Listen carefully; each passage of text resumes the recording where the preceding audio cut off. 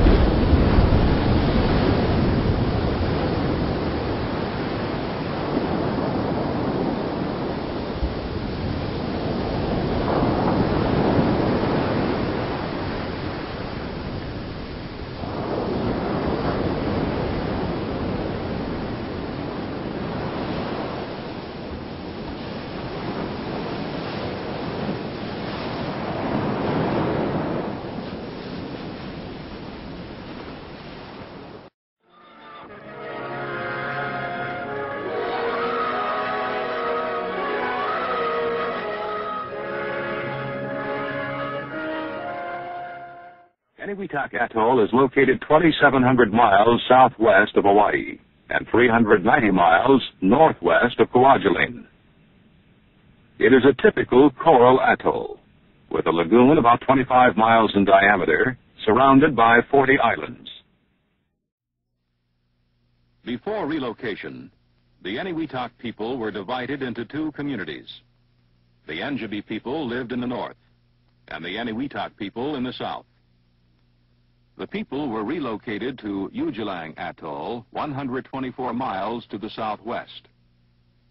From 1948 to 1958, 43 nuclear tests were conducted on Enewetak Atoll. On this chart, the numbers shown indicate the location and number of ground zeros. Most of the tests were conducted in the northeast quadrant, leaving these islands the most heavily contaminated. During the 1972 Micronesian status negotiations, the Enewetak people, whose population had grown to over 400, became more insistent for return to their native land.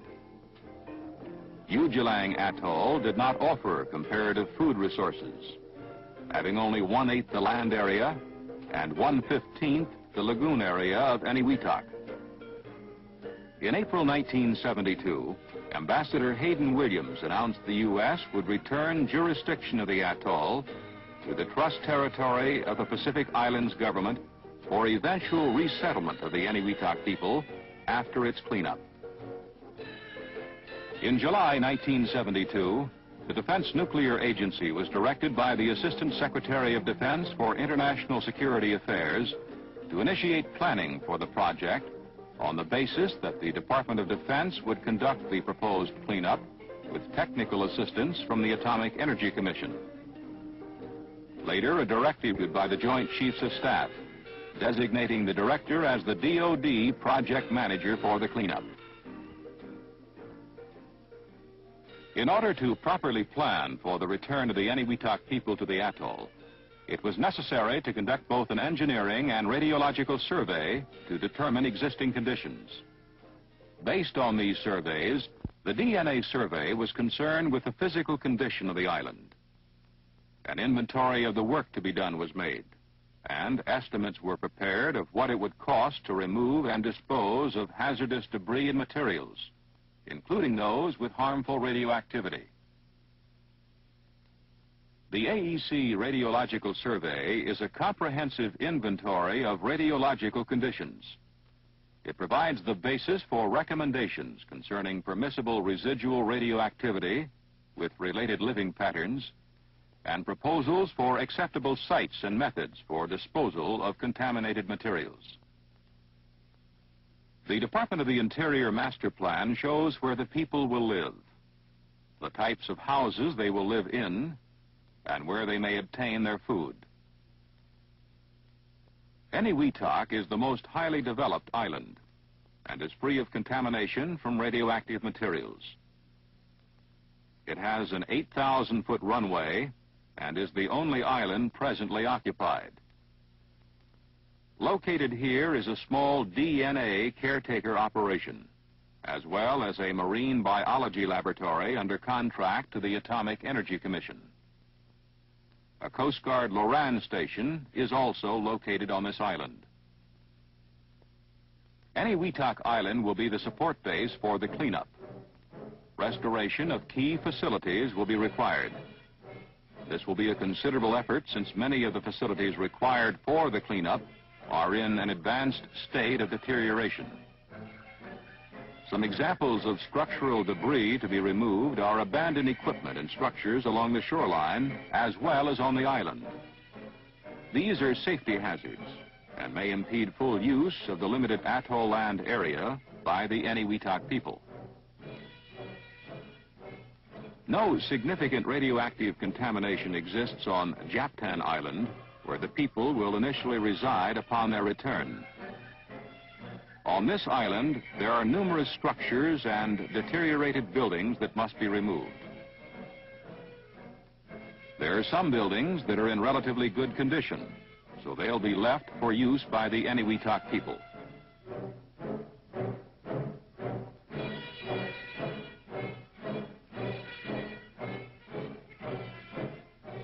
Medrin was the major scientific island during testing. It also has no significant radioactive contamination and has the largest number of hazardous structures to be removed.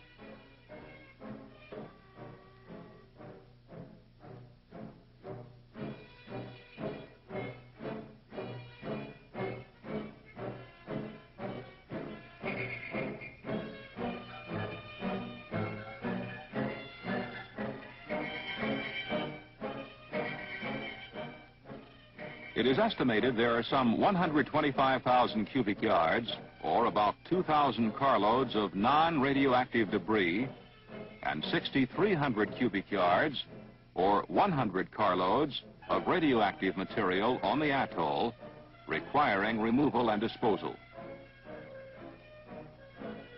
The enewetak people are intelligent and resourceful, but untrained and unskilled in the industrial arts. They have the capacity as a people to assimilate the skills necessary to perform many of the cleanup tasks.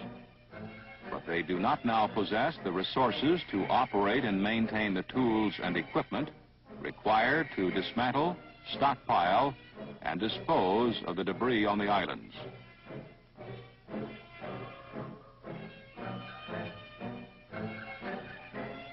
The objective of keeping their exposure to radiation sources on the atoll to the absolute minimum is an important consideration, particularly since the enewetak people must live and earn their livelihood from the atoll for the remainder of their lives.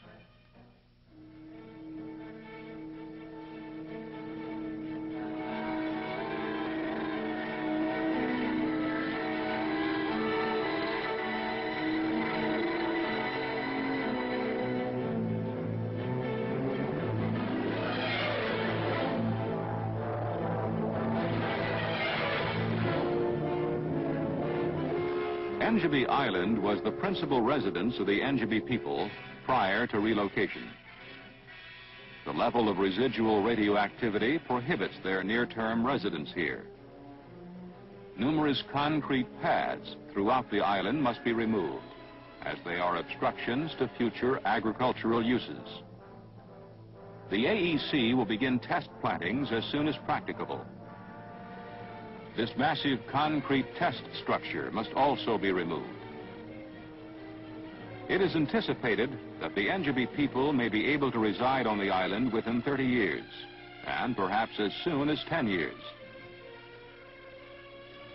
Runnet Island, once covered with coconut trees, is now not only littered with large amounts of debris, but is also the island having the highest residual radioactivity.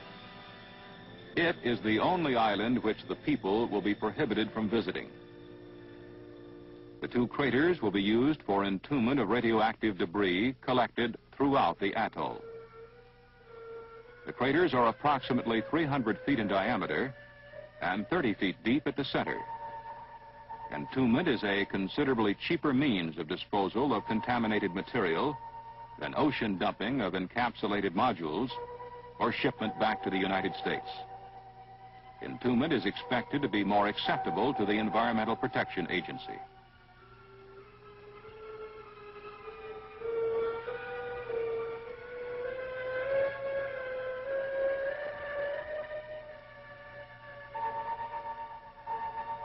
The radiation hazards on Runnet will be lowered by removing high concentrations of radioactivity throughout the island.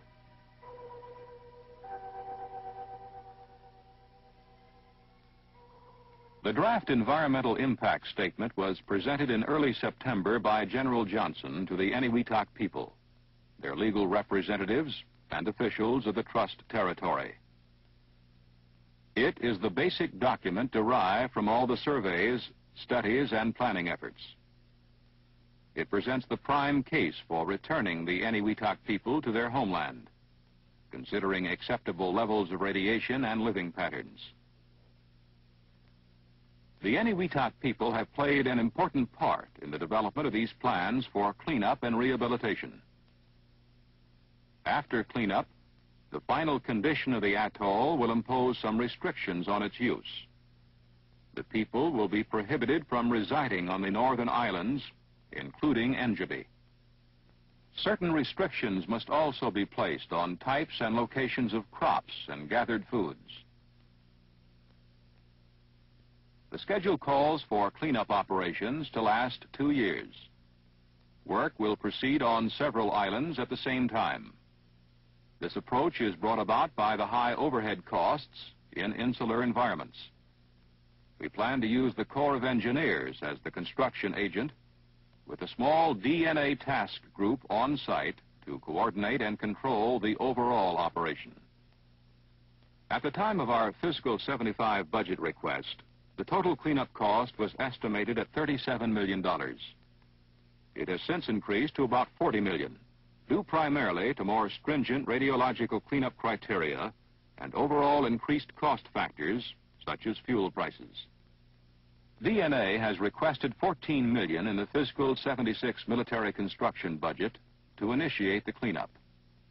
Delay in beginning the cleanup will result in more rapid deterioration and will increase the cost of the holding operation and make the rehabilitation of base facilities more costly once the cleanup is authorized and funded. Rehabilitation in the form of housing, the concerned efforts of numerous agencies of the United States government, can fulfill their hope of returning to their homeland after more than 3 decades.